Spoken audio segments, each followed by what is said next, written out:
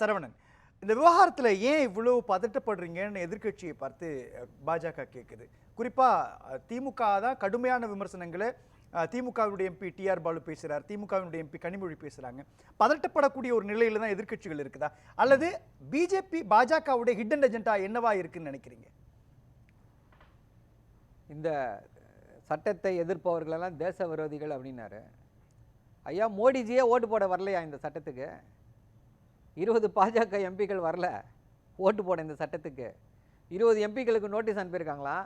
நண்பர் நாகராஜிடம் கேட்க விரும்புவது என்ன அப்படின்னா, இந்தியாவுடைய பிரதமர் மோடிஜி அவர்களுக்கும் நட்டா அவர்கள் நோட்டீஸ் அனுப்புவாரா? ஏன்னா கொறடா உத்தரவை மீறிட்டாங்களாம், அதனால் அவர் மீது ஏதாவது நடவடிக்கை பாயுமா அப்படின்னு சொல்லி சொன்னார்னா, கேட்டு சொன்னார்னா நல்லாயிருக்கும். இப்போ யார், அதாவது ஒரு சட்டத்தை கொண்டு வந்துட்டு அதுக்கு ஆதரவாக நாங்கள் தேர்தலில் வாக்குறுதி கொடுத்துட்டோம், அப்போ சடங்கு மாதிரி செய்கிறாங்க. வாக்குறுதி கொடுத்துட்டுமே அந்த சடங்கை நிறைவேற்றி விடுவோம், நாளைக்கு யாரும் வந்து கை நீட்டி பேச முடியாது, இந்த வாக்குறுதியை நீங்கள் நிறைவேற்றவில்லையே அப்படின்னா அந்த சடங்குக்காக ஓகே நாங்கள் கொண்டு வந்தோங்க, எங்களுக்கு இது இல்லைங்க, எங்களுக்கு மெஜாரிட்டி இல்லை, என்ன பண்ணுறது அப்படின்னு அது ஒரு பக்கம். இன்னொரு இது என்ன அப்படின்னா, இது வந்து ஒரு தேவையற்ற சட்டம் என்பதை பிரதமர் உணர்ந்திருக்கிறார். இது வேஸ்ட் ஆஃப் டைம் அப்படின்றத பிரதமர் உணர்ந்திருக்கிறார். அதனால தான் இன்றைக்கி ஓட்டு போடாமல் அதுக்கு முன்னாடியே கிளம்பி போயிட்டார்.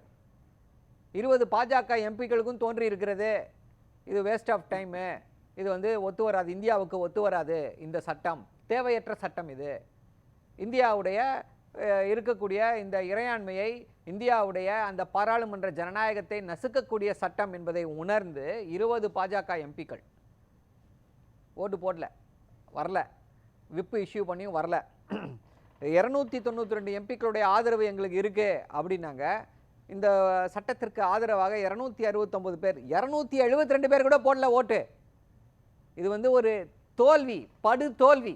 பாஜக எதிர்பாராத அளவிற்கு பாராளுமன்றத்தில் வந்து ஒரு பெரிய தோல்வியை சந்தித்திருக்கிறார்கள். It's a moral loss for them. இதை அவங்க ஐ திங்க் எப்படி எதிர்பார்த்துருப்பாங்களா இல்லை எதிர்பார்க்கலையான்னு தெரியல, எதிர்பார்க்கல. அதனால தான் 20 எம்பிக்களுக்கு வந்து நோட்டீஸ் அனுப்பியிருக்கிறார் திரு ஜேபி நட்டா. ஏன் சொல்லியும் உத்தரவு, கொறடா உத்தரவு போட்டுன்னு ஏன் வரவில்லை அப்படின்னு சொல்லி கேள்வி எழுப்பியிருக்கிறார். என்ன அப்படின்னா, இதற்கு முன்னாடி விவாதத்தில் இதே இதில் வந்து என்ன ஆச்சு அப்படின்னா, கேள்வி கேட்டாங்க. எல்லாத்துக்கும் அவங்க வந்து இதாக தானே போகிறாங்க, இணக்கமாக தானே செல்கிறார்கள், ஒரு ஜனநாயகத்தை காப்பாற்றக்கூடிய நோக்கில் தானே அவர்கள் சென்று கொண்டிருக்கிறார்கள்னு சொல்லி கேட்டாங்க. ஐயா, வேற வழி இல்லை, 240 சீட்டு ஜெயிச்சா இப்படித்தான், மைனாரிட்டி பாஜக என்றால் இப்படித்தான், மைனாரிட்டி அரசை நடத்தி கொண்டிருந்தால் இப்படித்தான், நீங்கள் நினச்சதெல்லாம் நடத்த முடியாது, உங்களுக்கு அந்த திறமை இல்லை, உங்களுக்கு அந்த நம்பர்ஸை இந்திய மக்கள் கொடுக்கல, மெஜாரிட்டியை கொடுத்தோம், மெஜாரிட்டியால் நீங்கள் வந்து நாட்டை நாசமாக்கி விட்டீர்கள், உங்களுக்கு 240 போதும், முடிஞ்சால் ஆட்சி அமைங்க, இல்லைனா வேறு யாராவது ஆட்சி அமைக்கட்டும் என்ற அளவில் தான் இந்திய மக்கள் வாக்குகளை அளித்திருக்கிறார்கள். இவங்க வந்து ஒரு அலையன்ஸை வச்சுக்கிட்டு இப்போ ஆட்சியில் இருக்காங்க. இவங்களால் ஒரு 272 வாக்குகளை கூட இவர்களால் பெற முடியாத சூழ்நிலையில் பாஜக இருக்கிறது. அப்புறம் நான் வந்து இதை இப்படி இருக்க முடியுமா, அப்படி இருக்க முடியுமா, இது அப்படி இது இப்படி அப்படின்னு சொல்லி பேசுவதெல்லாம் அர்த்தமற்றது. இந்த ஒரே நாடு ஒரே தேர்தல் என்பது என்ன அப்படின்னா, நம்முடைய பாராளுமன்ற ஜனநாயகத்தை மாற்றிவிட்டு குடியரசு பிரசிடென்ஷியல் ஃபார்ம் ஆஃப் கவர்மெண்ட் அதை அப்படியே கொண்டு வரக்கூடிய ஒரு முயற்சி. அதில் எங்கே முகாந்திரம் இருக்குது நான் சொல்கிறேன். ஏன் அப்படின்னா, ஏன்னா இப்போ இந்தியா உலகத்தில் பார்த்தீங்கன்னா 2 பெரிய ஜனநாயகங்கள், ஒன்று அமெரிக்கா, இன்னொன்று இந்தியா. அமெரிக்காவிலேயும் ஃபெடரல் செட்டப், ஒன்றிய அரசு மாநில அரசுகள். இந்தியாவிலையும் ஒன்றிய அரசு மாநில அரசுகள். அமெரிக்காவில் பார்த்தீங்க அப்படின்னா இது ஃபிக்ஸட் டென்யூர், 4 வருடங்கள்.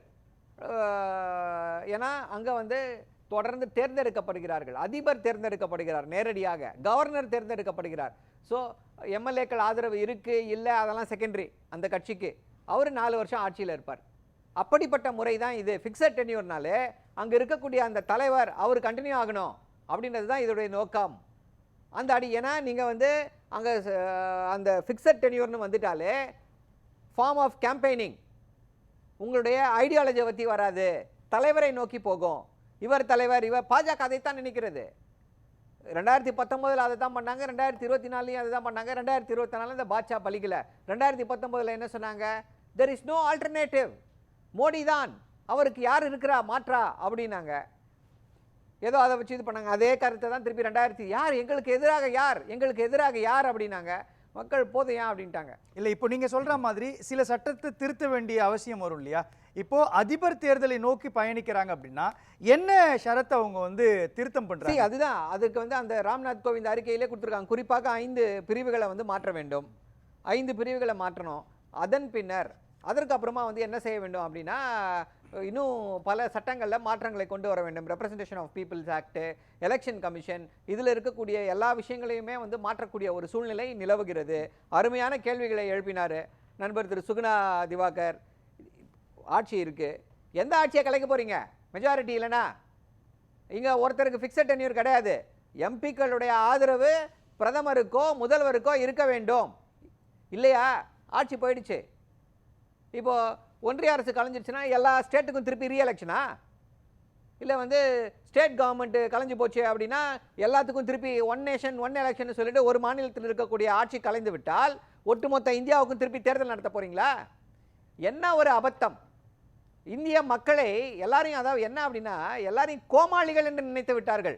அதனால தான் இப்படிப்பட்ட அபத்தங்களை செய்து கொண்டிருக்கிறார்கள். இதை உணர்ந்து தான் இன்னைக்கு பிரதமர் ஓட்டு போடவே வரவில்லை. ஏன் ஓட்டு போட வரல பிரதமர்? எவ்வளோ பேஷனேட்டாக பேசிட்டு எங்களுடைய வாக்குறுதியில் இருக்குன்னு சொல்லிட்டாங்க. அப்போ ஓட்டு போட வந்திருக்கணும்ல. அப்போ ஓட்டு போட வரவில்லை என்றால் அவருக்கு இந்த சட்டத்தில் விருப்பம் இல்லை என்று அர்த்தம். அவருக்கே விருப்பம் இல்லைங்க. நீங்கள் ஏங்க இதை போட்டு டிஃபெண்ட் பண்ணிட்டு இருக்கீங்க? இது நல்லது, இதை இல்லாதவர்கள்லாம் தேச விரோதிகள்னு ஏன் பேசிட்டு இருக்கீங்க? அப்போ ஓட்டு பாஜகவில் ஓட்டு போட வராதவர்கள்லாம் யாரு? அவங்களை எப்படி லேபிள் பண்ண போறீங்க? என்ன காரணம் என்ற கேள்வி எல்லார் மனதிலும் எழுந்து கொண்டிருக்கிறது.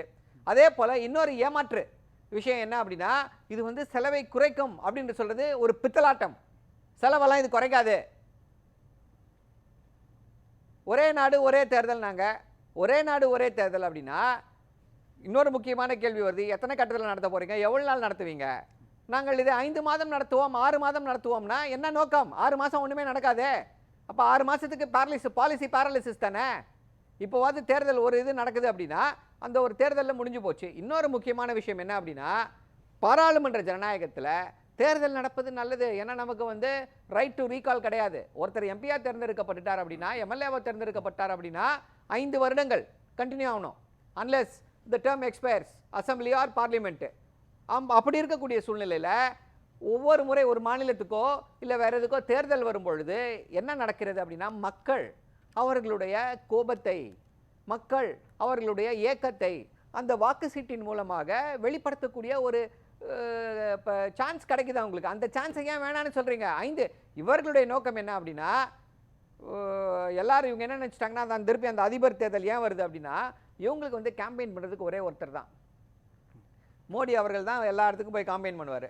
அவரால் பாவம் எல்லா இடத்துக்கும் போய் கேம்பெயின் பண்ண முடியல. என்னென்ன கொடுமை என்ன அப்படின்னா இதுவரை இந்திய பிரதமர்களையே அதிக நாட்களை தேர்தல் பிரச்சாரத்திற்காக செலவிட்ட ஒரே பிரதமர் யார் அவர்னு பார்த்தீங்கன்னா திரு மோடிஜி அவர்கள்.